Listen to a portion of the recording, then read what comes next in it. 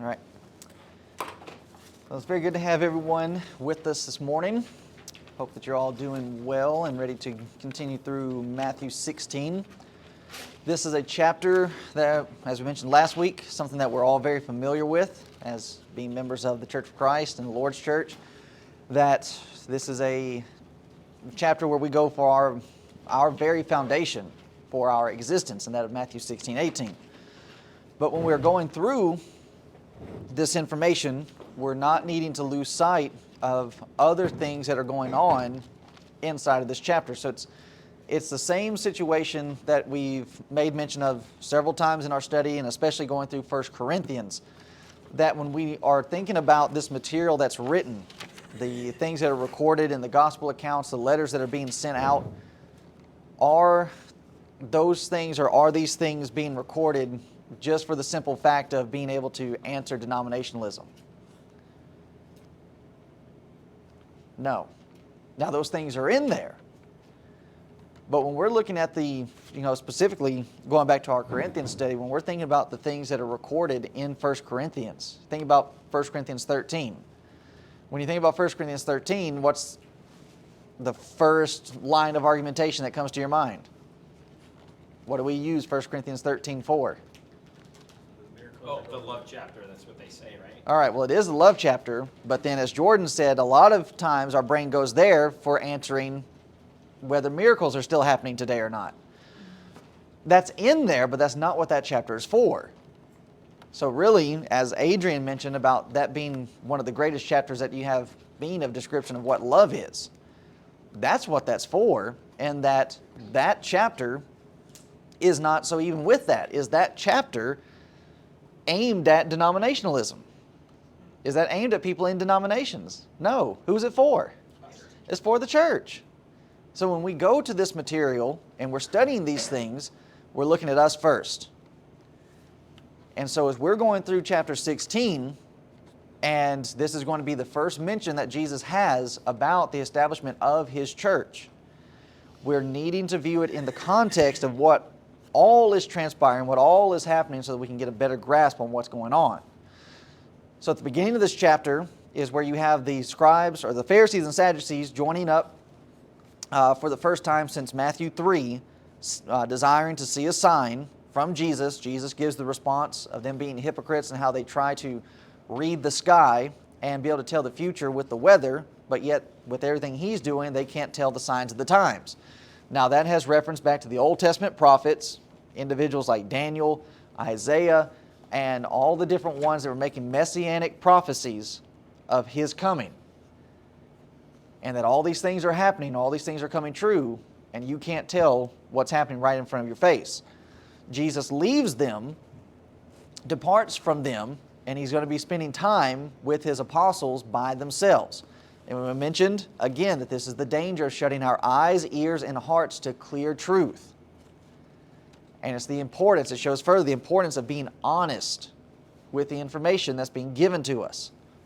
Not trying to mold it, not trying to shift it and weld it into whatever it is that we're wanting it to be, not making our own conclusions on these matters, but just letting it be what it is, letting the Bible say what it says, and even if that ends up condemning me to where I'm in opposition to it.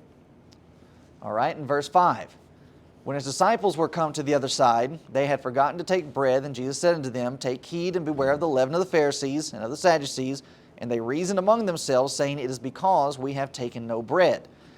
We mentioned this last time, how it is the fact that they're still not putting this information together. Jesus has already fed the 4,000. He fed the 5,000. And now here they are, and they're worried about, well, we don't have any bread. Jesus can give you bread. That's not what He's worried about. But even with verse 7, I don't think we mentioned this last time, but notice the danger that ends up happening when you have a group think getting together and you don't have your priorities in line. Here they are, and they're in the same situation with the Pharisees and Sadducees that, okay, we are reasoning among ourselves. Why not just ask Jesus what He meant? He's right there. He's the one that said it. Why are you coming together in your little circle and huddling up? And it's like, well, let's try to figure this out.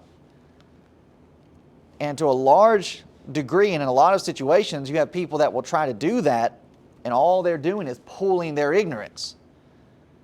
You've got people out in the denominational world and even throughout our brotherhood, they don't study, they do not read extra material, they don't even go out into the denominational world to read some of their material, and then they want to try to get together and try to reason things out. Well, all you're doing is making sure that you're going to end up in the wrong position and in the wrong state of things. And so it's the same situation that's going on here. Now moving on to verse 8. Which when Jesus perceived, he said unto them, O ye of little faith, why reason ye among yourselves, because ye have brought no bread? Do ye not yet understand, neither remember the 5 loaves of the 5,000, and how many baskets ye took up, neither the 7 loaves of the 4,000, and how many baskets ye took up? Now, look at verse 9 and the statements that are being made here. Do ye not yet understand?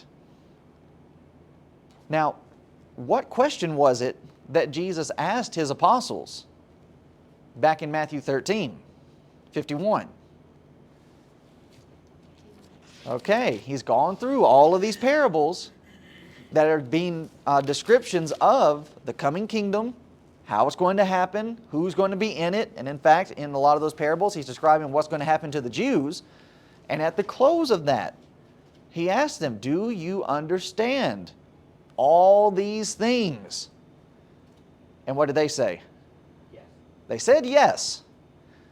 Now, if you remember, and right there is the next problem, do we remember what that word to understand actually meant? Now, you don't need to know the Greek word, but we went through some definition.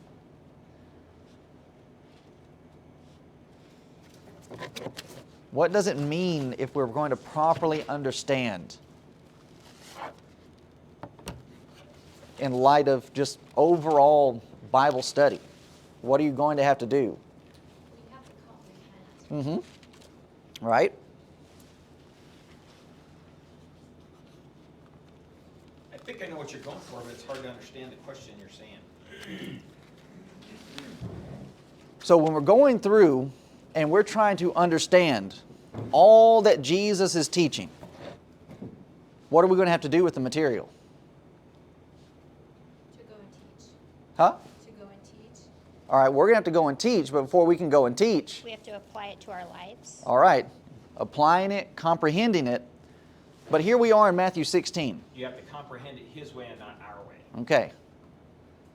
So here we are in Matthew 16. What about the material that we've just gone through in Matthew 15? Are we done with that? No, it's a continuation. Okay. That information continues to go with us. What about 14, 13, 12? Forget about it. Can we just forget about it? Or does all of that information have to be intertwined with what's going on here? That's what that word understand means. If you're going to comprehend this, and if you're going to be able to make that application, then you've got to be able to tie it all together. And that's the problem that the apostles are having. That's the problem that we have. Is that as we go through our study, and even if you're going through a daily reading, you move on to chapter 16 and you disconnect it from everything that's going on in chapter 15. But you can't do that because all of this is working through a narrative. And everything that's happening is building up to a conclusion. So it's just like reading any other book. Well, I shouldn't say it that way, but it's just like reading any other book. You start the introduction, you go into chapter 1, you don't forget about what your introduction was. Just, you apply that to anything. Since we have big Lord of the Rings fans, you go from one book to the next book to the next book. Are they divided? Are they separated? Is all that information disconnected? No, it's all tied together. And if you go into the second book not remembering what was in the first book, you're going to be completely lost. So is the same case if you're moving from chapter to chapter and you're not tying everything in. Do you not understand? Are you not piecing this together? Why are you not piecing it together? Neither remember. There's where our issue comes in. Why do we not tie things together? Because we forget very easily. You can see it throughout Israel's history. All the times they're being told, remember, remember, remember, do not forget, do not forget. And then when they find themselves in trouble, the reason why they're in trouble is because they have forgotten. Now here we are with the apostles, and they're in trouble again. Why? Because they have not remembered. So there's one problem that they're having. Notice verse 11. How is it that ye do not understand that I spake it not to you concerning bread, that ye should beware of the leaven of the Pharisees and of the Sadducees? Then understood they how that he bade them not beware of the leaven of bread, but of the doctrine of the Pharisees and of the Sadducees. So not only do you have a lack of comprehension through not tying this information together, and that because of a lack of remembrance, but then you have the wrong frame of thinking because they are thinking physically and they're not gleaning and gathering the spiritual elements and application from his parables and from his miracles. And that is made evident by the fact of them reading into what Jesus said. Now just read it again quickly. And think about what the apostles are concluding and then what Jesus is really saying. Jesus raises the question, or he makes the statement, take heed of the leaven. That's what Jesus said. Where did the apostles get bread? Jesus didn't say bread. He said leaven. So why did they go to thinking about bread? That's not there. It's not in the text. It's not what he said. Were they thinking not spiritually or Right? Absolutely. That's going to be... physically Yeah. what it takes to make bread? Yeah. That's going to be... I mean, that's in it because, as we've said, with the Jews, they still have this physical idea of everything that the Messiah is supposed to do. But when you're just considering the fact of the text says what it says, if I am a Jew and then I hear somebody say, beware of leaven, what should my mind automatically go to? Sin. What is the Feast of Passover all about? What do you do during the time frame of the Passover? Get rid of the leaven. You remove all leaven from your house. And what is that a representation of? That's a removal of all sin from your life. And then Jesus comes along and he says, you need to beware of the leaven of the Pharisees. You see, if you just take what he says, it's clear. But when you start trying to read into, well, what did he really mean? What's he really trying to say? He said what he said. And he meant what he said. It's leaven, not bread. They are reading into what Jesus did not say, and as we said, they reasoned among themselves about it. And they came to the wrong conclusion. Now, the Proverbs writer says that in the multitude of counselors, there's safety. That's true, if you have the right kind of counselors. But here we have, even with the apostles, and they're huddled up and they're trying to figure out, what did he say? Weren't you listening?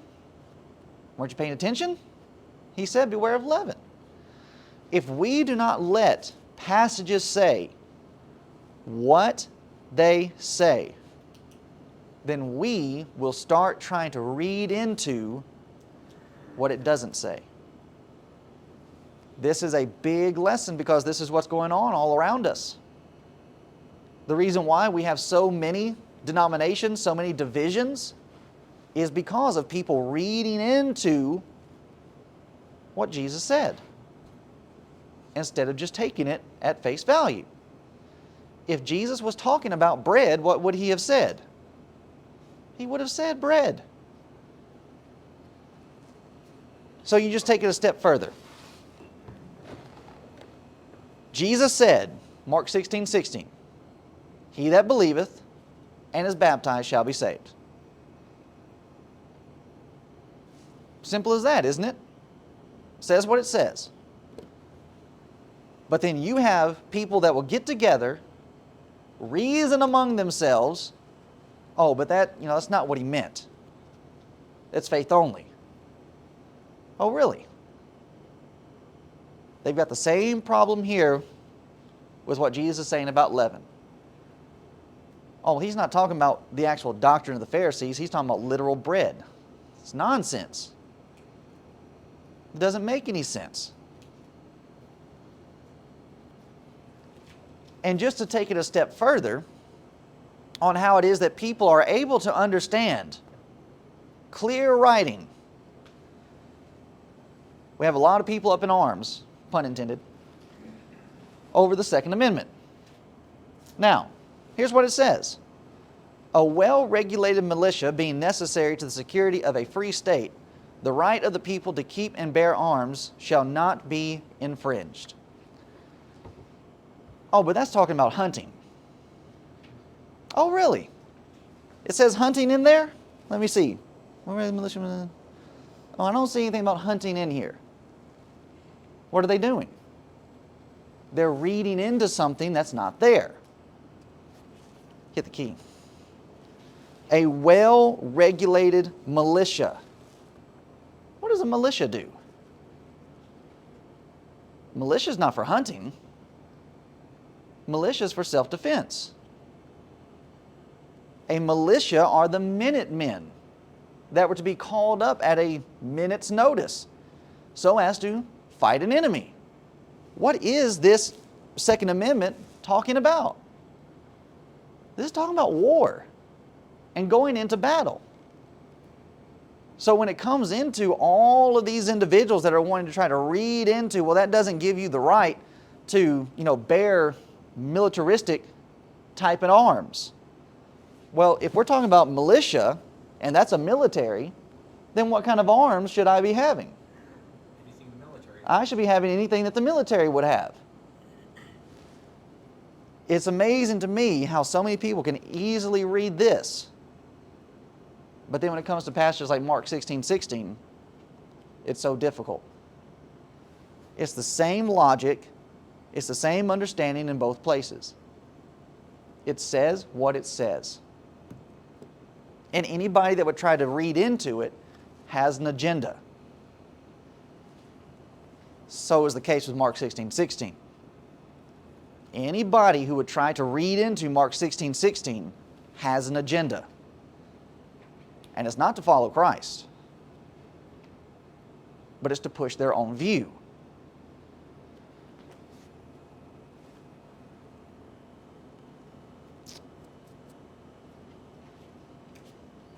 And so, even then, part of the problem that we're having with our society is just nobody wants to follow any rules anymore, to where, well, anything can mean anything. That's not what's going on here. And then even that, when you consider the context in which, or the time frame in which this Constitution is being pieced together, what did our country just go through? They just went through a war. And that is the time frame in which this is being written.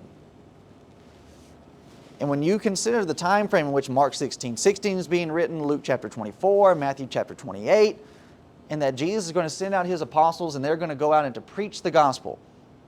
What is the gospel for? The gospel is so as to save souls. And what's going to be involved in saving souls? Belief and baptism. Well, no, he didn't want it. He did not mean to include baptism. Oh, now you know what's in the mind of Christ. And just you keep going on and developing that type of problem. And that's the problem that our religious friends have. They really do not want to submit to what's being regulated. And it's being shown throughout our country that people really are not wanting to submit to this. But it's going to take this type of, shaking up to help people to realize. And you go backwards into the terminology that Jesus uses. One more. He actually said to them, one more time, O ye of little faith. That's a wake-up call to where they are needing to recognize, you don't need to start getting too big for your britches here. And to start thinking that you are now in a position that you've arrived into something that you're not there yet. Here they are, and they're huddled up, and they're trying to reason together. What are you doing? It's not time for you to be doing that yet. And even with that, their lack of trust and their lack of understanding is being shown because of that. So let's go back to where we were. Any thoughts, questions, comments on that line? All right, so let's be aware of that and make application to ourselves that, as we said, we're looking at the Pharisees and Sadducees, and here they're doing the exact same thing. And why are they doing it? Because they're living in sin. When we find ourselves in positions to where regulations, commands, statutes end up condemning us and going against us, that's where we start playing this game.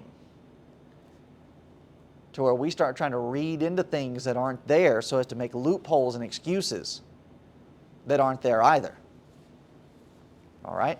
So if there's nothing else, then we'll move on. So before this situation, Jesus was refuting what the Pharisees and Sadducees, taught. They came, they asked questions, and then he put them in their place. But now it is the case that you have Jesus using words like take heed, watch out, be warned, stay away from their doctrine. And that because it's dangerous. It is like leaven. False doctrine works that way. It spreads, it grows, and it consumes the entire vessel. So right here, we have Jesus answering the false idea and the false argument that, one doctrine is just as good as another. If that were true, then Jesus would not be warning them about the doctrines of the Pharisees. Because to a large degree, what the Pharisees are teaching is the law. Matthew 23. What they teach, you do, and you observe it. But the problem comes in when they start trying to bind things that they can't bind. They start making rules and regulations that they're not supposed to be making. And thus, they have their own doctrine after that point. So just as we said, many denominations today, they have the mindset, well, you have your doctrine and we have ours, and that's just fine. No, it's not. Because we're not supposed to be having our own assumptions and our own opinions. Everyone is supposed to be following this one doctrine, the doctrine of Christ. And we know that they are dealing with opinions and assumptions because when you talk to them, that's all they want to talk about. They don't want to talk about what's authoritative. They don't want to talk about what's actual doctrine and the teachings of Christ. It's just, that's what you believe. That's not what we're dealing with. We're dealing with what Jesus has actually said, and what Jesus says is authoritative. He's the master teacher. He's the head of the church. And He's the one that we're supposed to be following.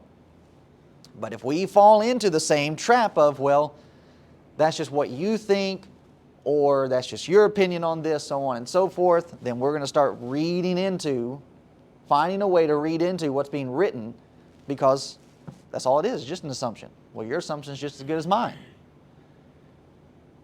And that is true. But when we start looking at what Jesus is actually saying, then assumptions go out.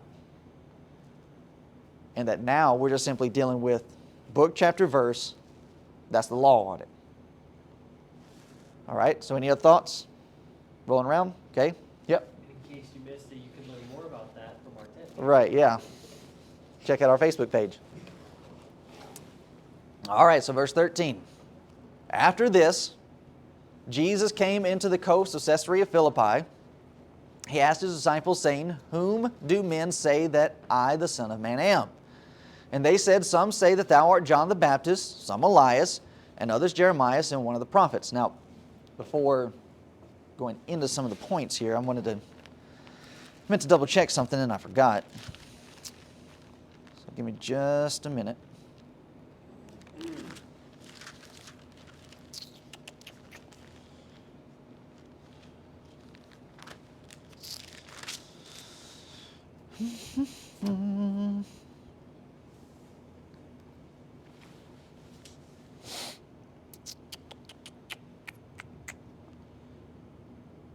All right. So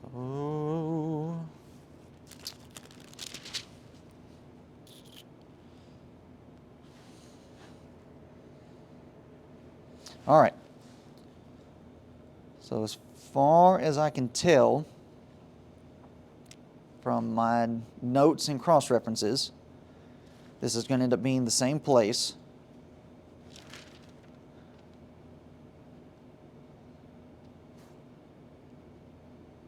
Okay, so verse 13, Jesus came into the coast of Caesarea Philippi. Why is that important?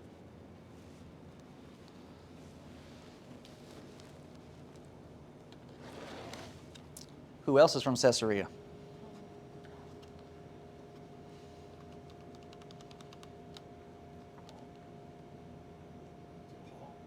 Huh? Is it Paul? Mm-mm.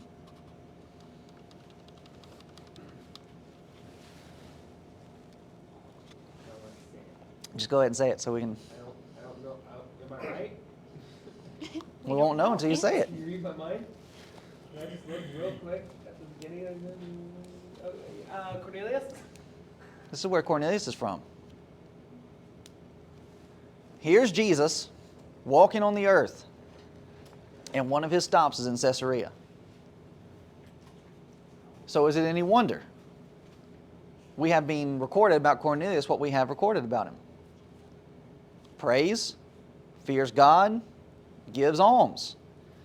Peter, in his preaching to Cornelius, even says, Cornelius, we know that you know about the things that have happened throughout Jerusalem, throughout Israel, and the preaching of John, and even into the things in which Jesus did. Why would that be the case? Jesus came to his hometown. Thus, we have further explanation and further showing of God's involvement with the Gentile world. That they are there and they're watching these things. And that you would have them leaving their idolatrous practices. And even though Cornelius he'll never be circumcised, what does that already show about circumcision in the sight of God? Do you have to be circumcised to be a follower of God? No. And in fact, throughout Israel's history, what have they continuously shown about their circumcision? It's worthless. If you're not actually going to follow through by faith what God says to do. So Jesus comes into Caesarea Philippi and he asks his disciples, saying, whom do men say that I, the Son of Man, am? So stop and remember. Jesus is the promised Messiah that's going to fulfill the Old Testament prophecies. And so he's asking them, you know these prophets, you know what they say. Now, you tell me what everybody else is saying. He asked them simply, plainly, what are people saying about me? Do the people see me correctly? They respond. They said, some say that thou art John the Baptist, some Elias, Elijah, and others Jeremiah, or one of the prophets. So here it shows that they are thinking about him in various ways. But no one answered that they understood who he is. And we're going to get into why that is in just a moment. Some are saying that, well, he's John the Baptist. Well, we know that's not the case because John the Baptist is a completely separate person. And even John admits in John chapter 1, when he's called before the council, they ask him, are you the Messiah? And he readily says, no, I'm not the Messiah. That in fact there's somebody else that's coming. So even when it comes to the fact of them saying, well, you're Elias. Well, they know that's not the case because the Old Testament prophet said Elias or Elijah is going to come before the Messiah. Now, why would it be important or why would it be significant that you have some people saying about Jesus, well, he's Elijah? What would that imply? Other than they can discount him because he's not the Son of God? Okay. Yeah, that would be it. If Jesus is actually Elijah, then that means we're still waiting. He's not the Messiah, he's Elijah, so we're still waiting for the Messiah to come. Not that the Messiah is already here. But Jesus has already laid that to rest because in Matthew 11, who does Jesus say Elias is? Is John the Baptist. So there is divine commentary on who Elijah is. So Elijah's already come. What about Jesus? He is the Messiah. So they should already be witnessing these things and recognizing these things. Jeremiah, we know that doesn't fit, or one of the prophets. Now, those are all honorable men. And that's a good list of names to be, to be amongst. Godly men, they're prophets. But at the end of the day, that's just what they are. They are just men. And so even in all of this, you have the very mentality of the Muslims, those of the Islamic faith. What do Muslims say about Jesus? All right, he's a prophet, he's a good man, but he's not the Son of God. Now that's a funny connection to make because how would the Jews feel about the Muslims? Well, we can see it today. How do Jews feel about Muslims? They're enemies. They're enemies. You're heathens. Where is it that the Muslims came from? No. Well, kind of, sort of.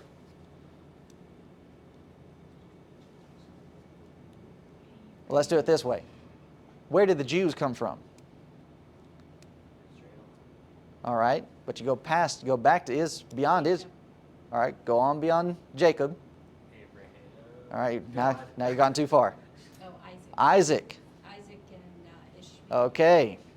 The Jews, the people of God, come from Isaac. The Muslims come from Ishmael. So all of this fighting that's been going on in the Middle East started all the way back with Abraham and Sarah and Hagar. And they're still in conflict today. But here are the Jews, and they're saying the same thing that the Muslims would say. So why are you looking at them sideways? When you're actually, again, you're in the same boat. But even with that list, John the Baptist, Elijah, Jeremiah, one of the prophets, there's one name that's left out of that list that should have been in the list. Think about the prophets that are being mentioned. And in the Old Testament, there is a very specific prophet that the Messiah was supposed to be like. Moses. All right. Acts 3, 22 and 23. For Moses truly said unto the fathers, a prophet shall the Lord your God raise up unto you of your brethren, like unto me. Him shall ye hear in all things whatsoever he shall say unto you, and it shall come to pass that every soul which will not hear that prophet shall be destroyed from among the people. Why would Moses not be in that list of what the people are saying? Well, Moses was their end all Oh, for the Jews. all right. And to liken Jesus, it's just a further way to, we can't listen to him. Okay, that's right. We cannot put Jesus in the same boat with Moses. We love Moses. All of Judaism recognizes Moses was the end-all, be-all of what they had. He was the one that gave them the law. He was the one that was involved in leading them to the promised land. We cannot put Jesus in the same league and in the same boat with Moses. Because they put themselves in Moses' seat. Yeah, there you go. All right. All right, that's good. We're tying it all together. They can't have him in that place because they're in that place. We can't have you listening to Jesus the same way that you'd listen to Moses, because it's actually said of Moses that God spoke to him face to face. So they're leaving him out because we love Moses. And if we put him right here where he's supposed to be, then okay, that ends the discussion. He is the very one that Moses said, you look for him. Now, we have been shown in all of this by Jesus asking the question, what do men, or who do men say that I am? The dishonesty of heart. Well, he's John the Baptist. He's Elijah. He's Jeremiah. He's one of the prophets. It's not good enough. And why would you want to put him over into a secondary category like this? Well, because if he's just, even with that, let's say he was not the Messiah and he was just one of these, just one of these prophets. What does that say and what does that show about their attitude toward the prophets? Oh, well, we can just, we can push them to the side. They're not as authoritative as they really are. So it's like the denominations when they say, well, that's just your opinion. Exactly. They're playing, it's the same game. People do not change. Times change, but people do not. So you have the dishonesty of heart, the refusing to see the obvious. And in all of this, you have the influence that the Pharisees and Sadducees are having over the people. Where do you think the people are getting this idea? If they just simply read the Scriptures, then they would know, well, he's not John the Baptist, he's not Elijah, and he's definitely not Jeremiah. You know what? He's actually fitting into the parameters of what Moses said, if you just take what the Scriptures say. But the reason why the people are saying what they're saying is because the Pharisees and Sadducees are having the influence over them. The Pharisees and the Sadducees have said, he's John the Baptist. That's what Herod said. Herod thought Jesus was John the Baptist because of what he was doing. And that mindset and that deceptiveness of that religious group is bleeding down onto the people. All right, verse 15. He saith unto them, but whom say ye that I am? So we're right back into Matthew 15 where he's asking them the question, what do you understand? Okay, we get what the people are saying, but what are you getting? What are you piecing together and what are you understanding? Peter then responds. Simon Peter answered and said, thou art the Christ, the Son of the living God. So Peter answers correctly that, okay, yeah, you're the Messiah. But if you notice, Peter takes it a step further. Not just the Messiah, but you're more than that. That in fact, recognizing you are more than just a man. You are the Son of the living God. So this is a step up from just accepting him as Messiah, Savior.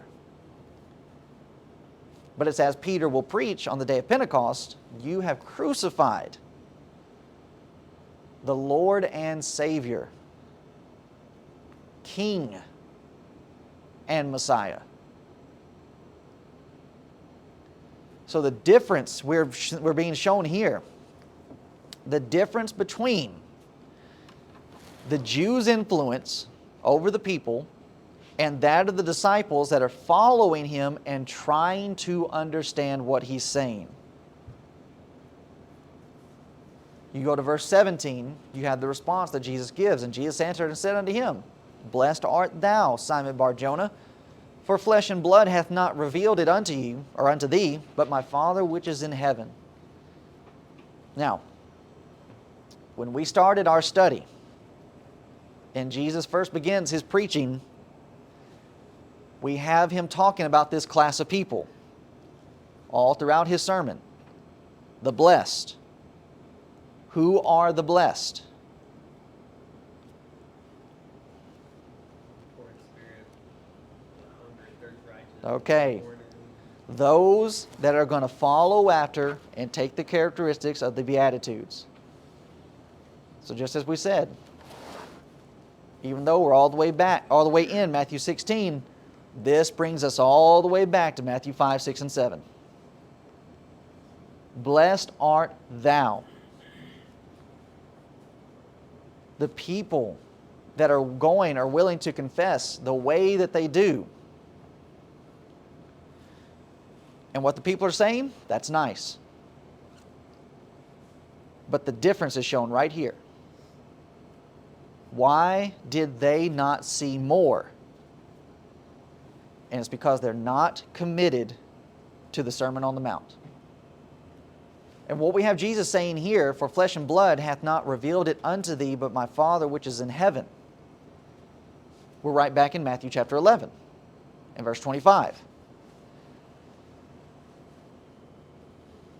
And at that time Jesus answered and said, I thank thee, O Father, Lord of heaven and earth, because thou hast hid these things from the wise and prudent, and hast revealed them unto babes.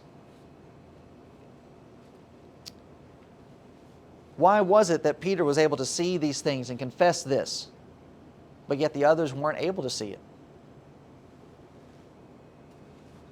Because he was hungry and thirsty for righteousness. All right. Unto babes, poor in spirit, pure of heart, meekness, humility, as a child, as a babe, desires the sincere milk of the Word. The apostles did not discover this information from their own wisdom about who Jesus is. It's being shown to them.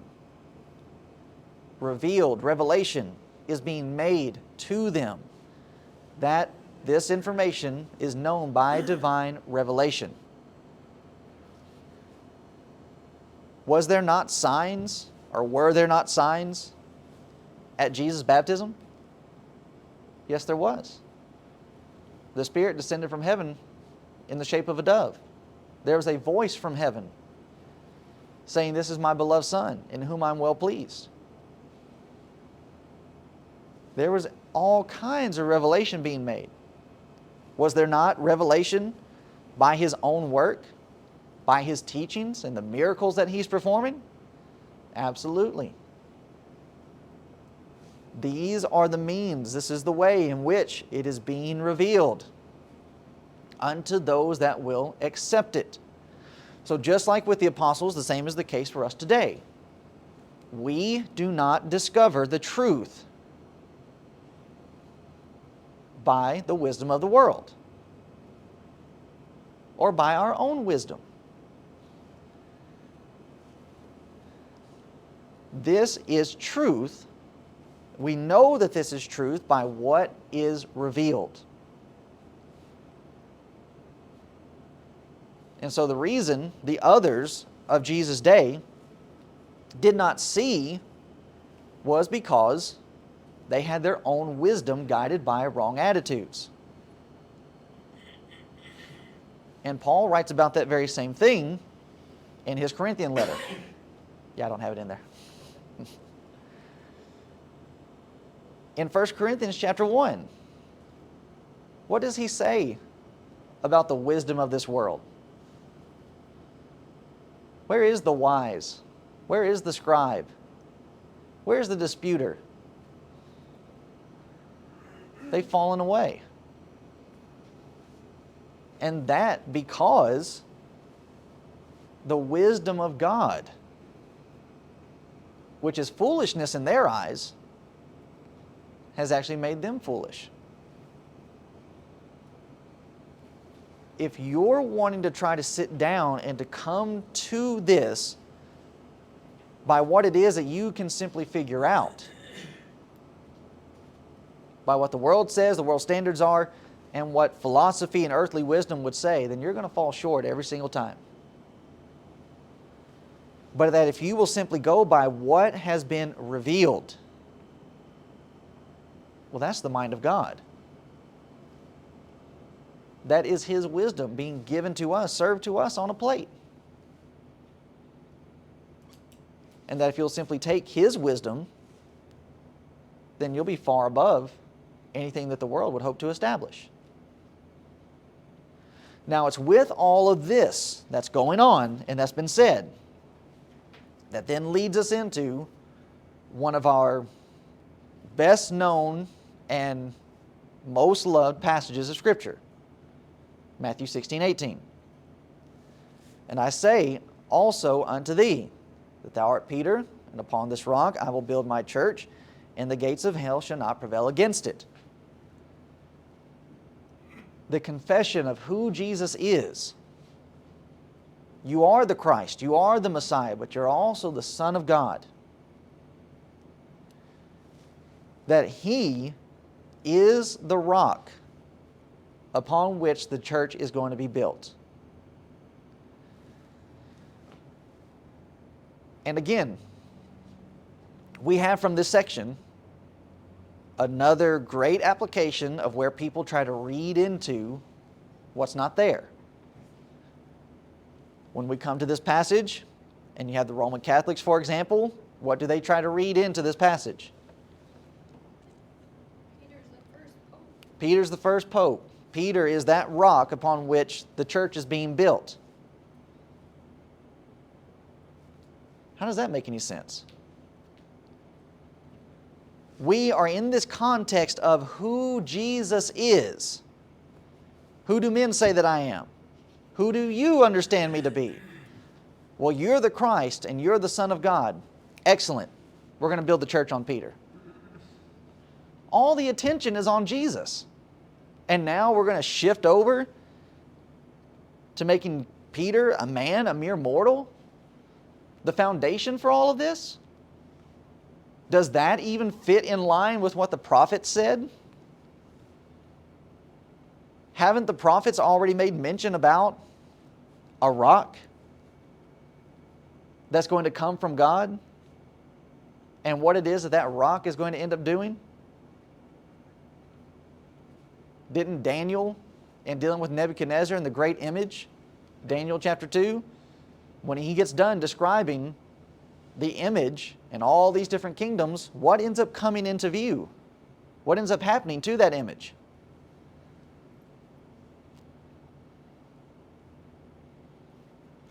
There is a rock or there is a stone which is thrown at the image and it breaks the image. And you have it being said that that stone, that rock, is Christ. And so even with that, you don't have to know one single thing about the Greek language. All you would need is a concordance. And every time that the Bible uses the word rock in this type of fashion to describe somebody, it never describes a man. Any time that a rock is used in its descriptive form, it's always in reference to God, deity.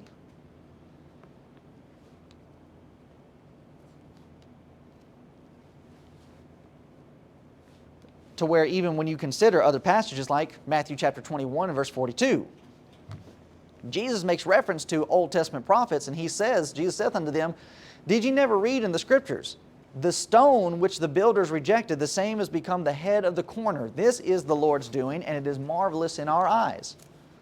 Oh, is that talking about Peter? This stone, this rock, which the builders have rejected? No.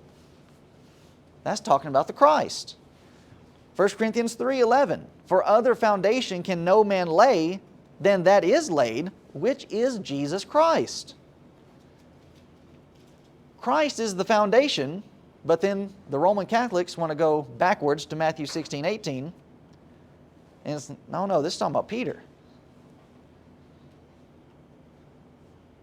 Blind eyes, ears that will not hear, reading into something that's not there. And why?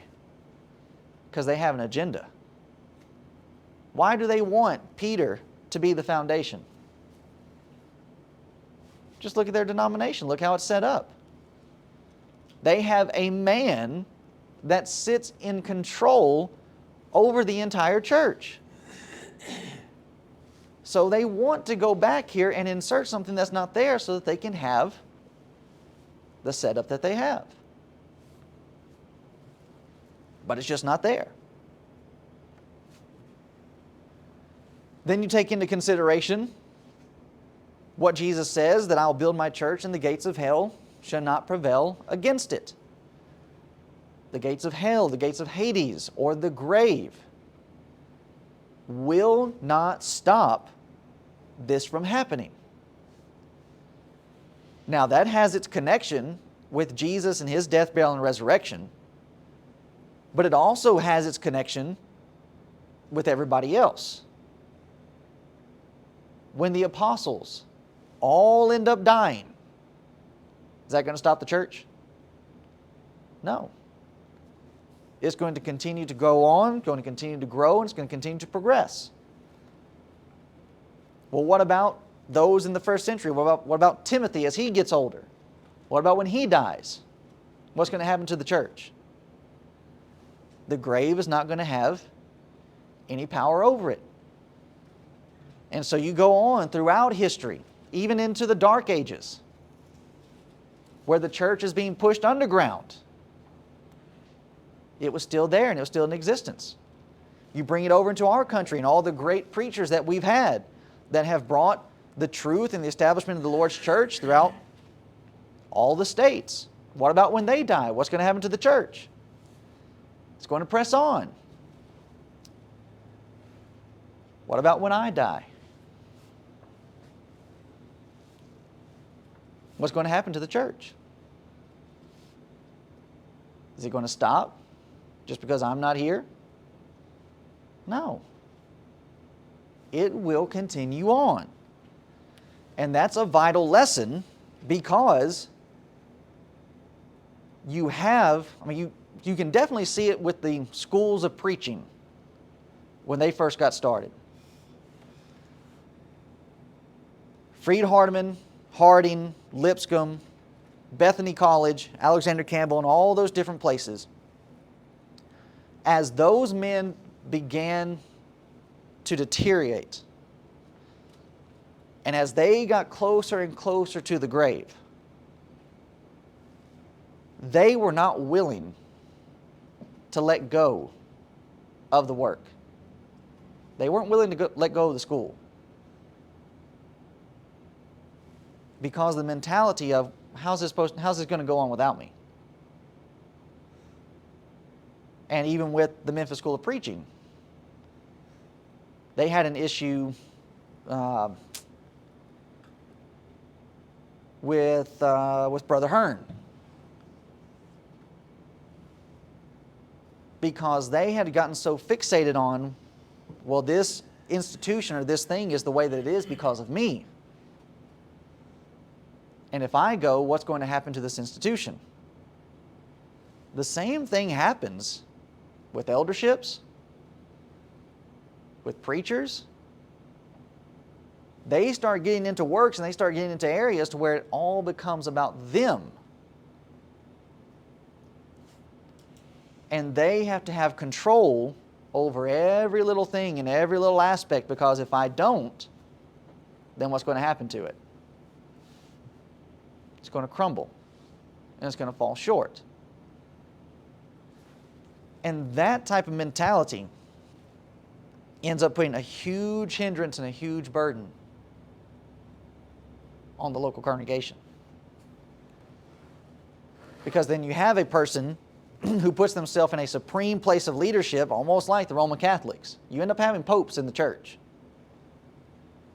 to where what they say goes, they know best, and everybody else just has to keep your head down and follow the lead. And when that happens, when that type of mentality comes in, what ends up happening to the church when that person dies? The grave does have dominion. The grave will prevail, because nobody else inside of the group will be developed so as to take on the charge when that person's gone. When the apostles die, when the evangelists die in the first century, it doesn't stop the church, it just keeps on going. And even as you get into the book of Acts, in Acts chapter 8, and the persecution is happening, it's not the apostles that flee from Jerusalem taking the word everywhere. Who is it? It's everyone else. That's what keeps the church going. Is when all of its body parts, when all of its members being fitly joined together and supplying each other what's needed, Ephesians 4. Then there's edification and there's growth to keep it moving on. And so there's a danger when we get into this and we start, we look at the Roman Catholics and it's like, yeah, they're foolish for thinking the way that they do. But in a lot of congregations, this mentality is there. Oh, they have their rock in the congregation. And then when that person goes, everything falls apart. But if the foundation for us is truly what it's supposed to be, in that it's Christ, that foundation is never going to fall short. And if we're developing ourselves and growing as we're needing to be, then we're always going to have this. No matter who comes and goes in the form of leadership. So you're saying we need a well-formed militia? Yeah.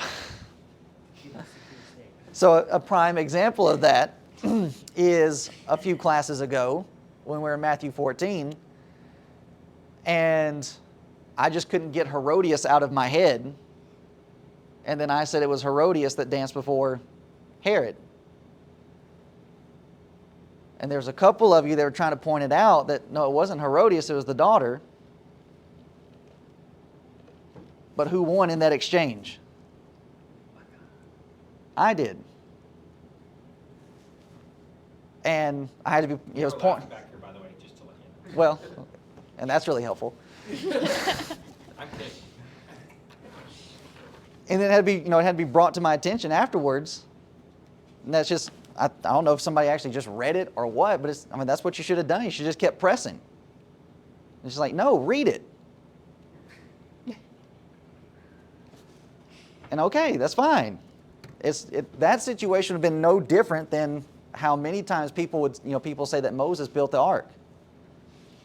It's just a slip of the tongue. Your brain is going faster, or your mouth is going faster than what your brain is actually recognizing.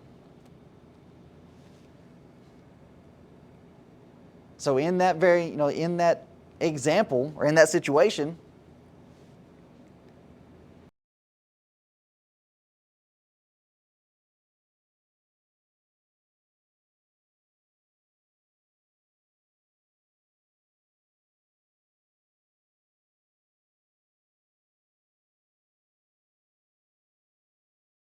on that. So it's just one of those areas that, okay, yeah, I know a lot, but I make mistakes. That's a little situation Right. to show, like, even if it becomes a bigger, Mike is nobody. Yeah. And that really is it. And we already studied that in our Corinthians study when we got over 1 Corinthians 4 and Paul, I did it again. Paul and Apollos. Paul planted, Apollos waters, God gives the increase, but then what does Paul say about himself? What about the one that plants? What about the one that waters? They are nothing. So in the grand scheme of this is all very humbling to recognize that no matter what happens to me, the church is going to continue on. So what about how I think about myself as I'm involved in this? Don't start getting the big head to where you start thinking, like if it wasn't for Micah, none of this would be here. That's where you get into trouble. And so to do that to Peter, who already has a massive problem in his character, would be foolish in all of this to say, okay, Peter, you're the one this is all going to be built on. Peter would eat that up. And especially at this point, they are still arguing and bickering with each other about what? Who's the greatest? Who's the greatest? Now, if this really was Peter at this situation, why are they still arguing about it? The argument would be settled if this is actually talking about Peter. The very fact that they continue to argue about it after this is said shows that they all understand, okay, this is not talking about Peter, that this is being built on. So any other thoughts, questions, comments on that line? Peter even brings out that Jesus is the cornerstone in his later Right. letters. Yeah. Chapter 2, 1 Peter. Yeah. Peter ends up writing this, or he ends up stating Matthew 21 of what the prophets had said. How that this is the stone in which the builders have rejected. And that stone has become the head of the corner. And that cornerstone is what gauges and what lines up the rest of the building. If that cornerstone is off in any way, then your line is going to be messed up in establishing the rest of the building. But he's the foundation, and not only is he the foundation, but he's that cornerstone. So we have it being, as what's presented in Ephesians chapter 1, that he's all in all, so as to establish the church. So verse 19. No, so we'll stop there and pick up in verse 19 next time, and discussing the keys of the kingdom and the binding. What shall be bound on earth shall be bound in heaven. Whatsoever shall be loosed on earth shall be loosed in heaven. We'll go into a deep dive of that next time, because we won't have time today. Our time's up. But even with that, it's still going to be in connection with what's being established here in the kingdom and the church. And as we're reading this, we have it being shown, as we discussed in our broadcast. Jesus had the plan. It's always been a part of the plan to establish the church. And with our sermon, we'll go into more detail about this church, what it is and what it means, and especially to us as we're here today. So any thoughts, comments, questions on? I wanted to say that, I don't know if you said this or not, but the difference in the words. Oh, right. Petra and the one's a little stone, Yeah. and one's a huge boulder. Yeah. And that would be the difference there. If Yeah. that was mentioned by you, I don't know. No. I fell asleep at that second. No. So yeah, that's a good point in how that Peter's name does mean stone, but it's talking about like a pebble.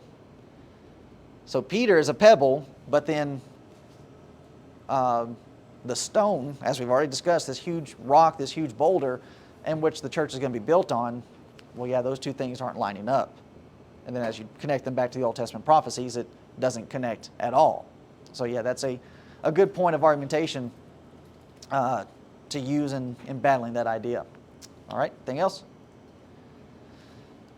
Then I appreciate your attention, and we'll pause and